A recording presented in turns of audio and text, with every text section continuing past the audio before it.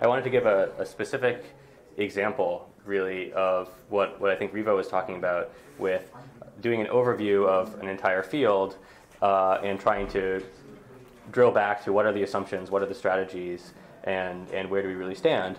And the example is the brain, which I think probably all of us agree is sort of a very important subtopic of transformative technology and all this.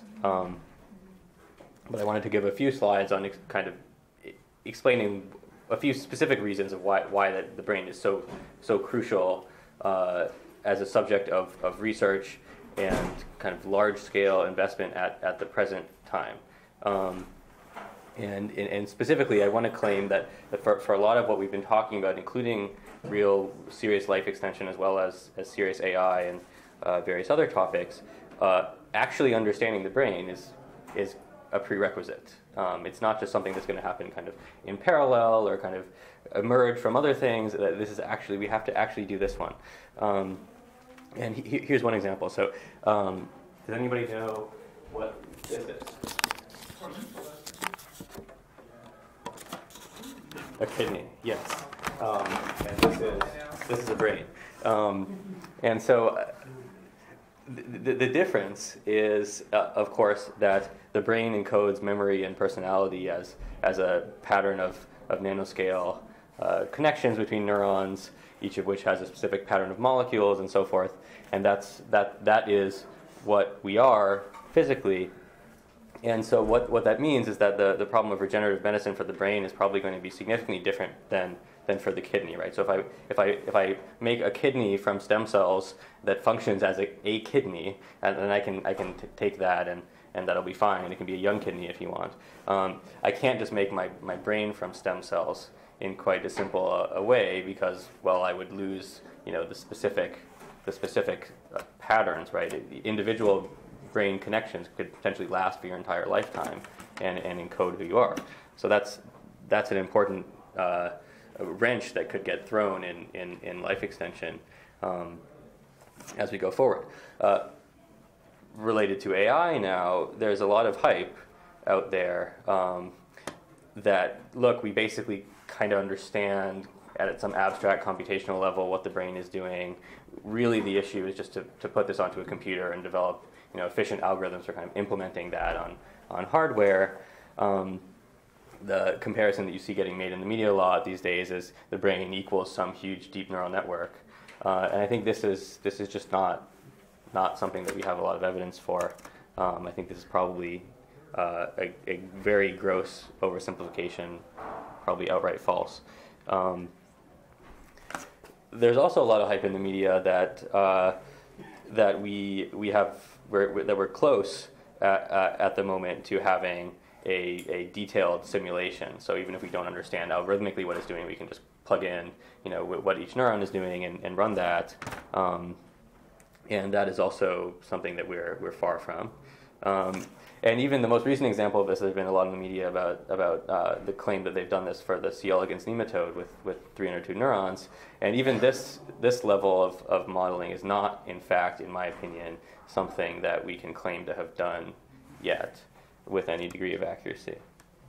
So the question is, where do we actually stand, and what should we be investing in to move forward on the brain in a robust, strategic way? And where I think we stand is basically we have some coarse brain maps. We know that the cortex is connected to the thalamus and the basal ganglia and various other areas. And given that, there's actually a lot of very interesting theories out there about what all of that anatomy is actually doing. So this is one theory from a guy I'm a big fan of named Chris Eliasmith, who's a theoretical neuroscientist. And he claims what the thalamus is doing is mediating the copy and paste of information between one part of the cortex and the other. But we don't have any way of actually verifying this right now. So it's a lot of very interesting theories. We have a gap in being able to actually observe the physical system and try to verify a hypothesis like that, as well as to observe the system and look at the phenomena and come up with a new hypothesis that might be even more interesting than this one. And another big gap, I think, is that we've been kind of having the wishful thinking assumption that a lot of these little molecules in there are there to support the metabolism, but the molecular, fine-grained molecular details aren't so important for the type of computation that the brain is doing, or algorithms. I think this may well not be true. We don't know yet at what level of molecular detail do you actually need to be able to characterize what the brain is doing. So this is actually a single synaptic vesicle. So when a synapse sends a message to its neighbor, a neuron sends a message to its neighbor, it exchanges these neurotransmitters that are in these little vesicles. So each vesicle has this incredible collection of proteins and molecular machines that are doing stuff. And all the synapses are very different. There may be hundreds of different types of synapses that operate in different time scales, different learning rules, and all that's mediated by these molecules. And we're not at the point where we can see those structures. They were able to do a reconstruction with a lot of work for this one synaptic vesicle, but you can't really see that at the scale of the whole brain. So this is just a list that I came up with this morning of some of the open fundamental questions. People often don't really talk about these as questions. Sometimes they say we answered such and such, and usually this is premature. What are the basic computational building blocks of the brain? Are different parts of the cortex doing the same thing or different things? How is long-term memory stored? I won't go through the whole list, but none of these are things that we actually have good answers to at the moment. So that's part one of the talk. A lot we don't know, but also a lot of very interesting ideas. Part two is, strategically, how should we move forward with the technology? What should the technology look like that we should aim for in order to robustly get around the situation? I mean, one option is just we have a bunch of hypotheses and we individually go and we try to test each of those hypotheses. But as Riva was talking about, this is not necessarily scalable. We really need to think about one step back, which is the tools, and potentially even one step further back than that, which is the tools or platforms for developing the tools, or how do technologists exchange ideas and come up with new technology. So this is a specific kind of philosophical point of what should the technology do. And what we're claiming is it should measure A, B, C, D, and E comprehensively in a single brain. It can start with a small brain like C. elegans, but we need to measure the activity, that's the dynamic patterns, the behavior of the organism, how the cells are connected, but not just that, also the developmental history and also the expression, which means all these molecules, right? All these proteins and genes, and which are probably doing very important things. That means you have to be subcellular and you have to do it for the entire brain if you do all these things. So I think that's the technology that neuroscience and biology should be shooting for. I just want to talk for 5 minutes about where do we stand on that side of things, specifically looking at the connectivity. Because in my opinion, if we can get to the point where we can see the connectivity really well, that's kind of in a way one of the harder pieces. And if we can get that, we can start layering other bits on top of it. So why is it hard to map how the brain cells are connected to each other? Well, this is a mouse brain, and one issue is that a single cell in the brain might go from one end of the brain to the other. That's centimeter distances, but then the thickness of that wire might be less than 100 nanometers at its thinnest. So you have these nanoscale features that are going all throughout centimeter distances. Another big issue is that when you zoom in, you see these very dense. There's not a lot of space in between the cells. It's all very packed in there, and so it is also kind of this nanoscale crystalline structure. You have to deconvolute which cell is which, and so forth. So what people have been trying to do is use the finest microscope which is available, which is an electron microscope, and slice the brain very thin. So they slice it down to tens of nanometers in thickness. The best way of doing it goes down to about 5 nanometers, and they literally just do it section by section.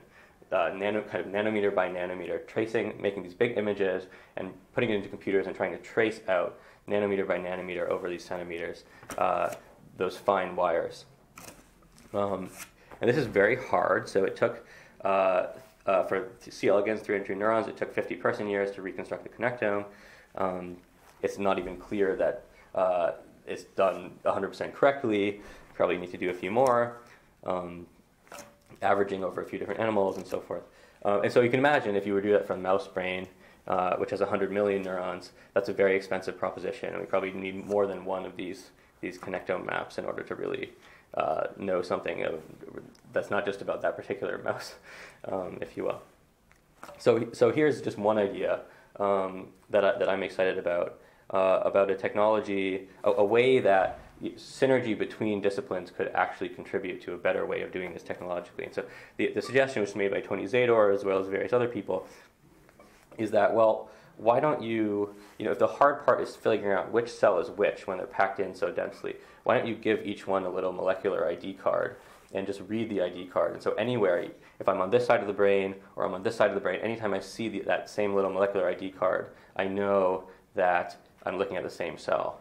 And kind of the obvious way to do that is using DNA or RNA to encode those little molecular ID cards.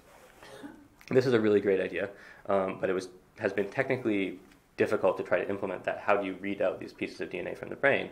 So I want to tell you about another interesting advance that happened in 2014, which is the ability to take a microscope and look at a piece of brain tissue and read the sequence of an RNA molecule just by looking at the microscope. You don't have to pull out the RNA and throw it into a DNA sequencer. You just look at it and you do the chemistry right there, and it blinks a little pattern of colors for you that tells you the sequence of that RNA. And so one suggestion that we and others are making is that what you want to do is, rather than doing this electron microscopy thing, is just look at little dots of RNA where these cells connect with each other and read those sequences of these cell-identifying ID cards as little patterns of dots that blink at you. So that's an example of how things that were developed for totally other areas of biotechnology, DNA sequencing, in situ sequencing is something that people are looking at more for application of cancer, other areas, can potentially come into brain science and make much faster, cheaper, better ways of mapping the brain. This and other types of tool development, I think, being the key bottleneck really for making brain maps that have the resolution and the scale that they can both test hypotheses that exist and suggest new hypotheses. And eventually you want to put this all together into a kind of single molecular plus microscopy system that can look at all these different variables. So I think that's one way of thinking about where could the technology go for scanning through a piece of brain tissue. It's quite different from what would have been suggested even 5 years ago. And we've written a bunch of essays about both the specific topic as well as have the more general issue of how do you roadmap where neuroscience is at and where are we going in different pieces. So thanks.